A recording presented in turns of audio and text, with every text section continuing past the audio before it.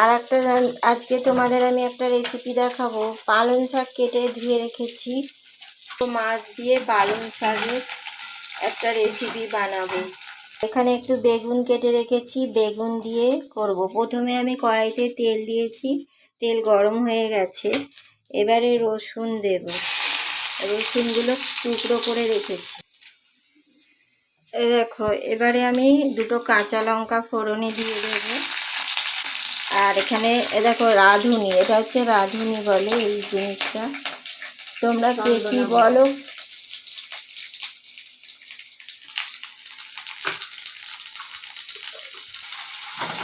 এখন নুন আর একটু হলুদ দিয়ে দিয়েছি।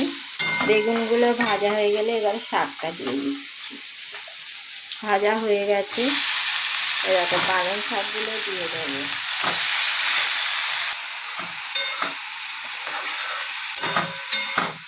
দেখো, এবারে একটু জল দিয়ে ঢাকা দিয়ে দেবো, ফুটে গেলে মাছ দিয়ে। দেখো ফুটে উঠেছে, এবার আমি ছোট মাছগুলোকে দিয়ে দেবো। এর মধ্যে অনেক রকমের মাছ আছে, তোমরাও রেসিপিটাকে করে দেখবে, খুব ভালো লাগবে। একটু কাঁচা লঙ্কা দিয়েছি আর নুন হলুদ আর রসুন ফোড়ন আর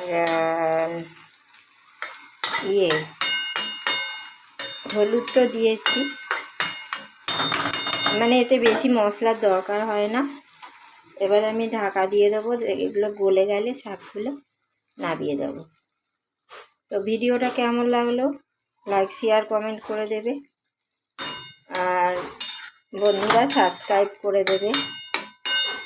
আর তোমাদের যদি এই রেসিপিটা খেতে ইচ্ছা করে তো আমাকে বলবে। তো আজকের মতো ভিডিও শেষ করছি এই পর্যন্ত। টাটা।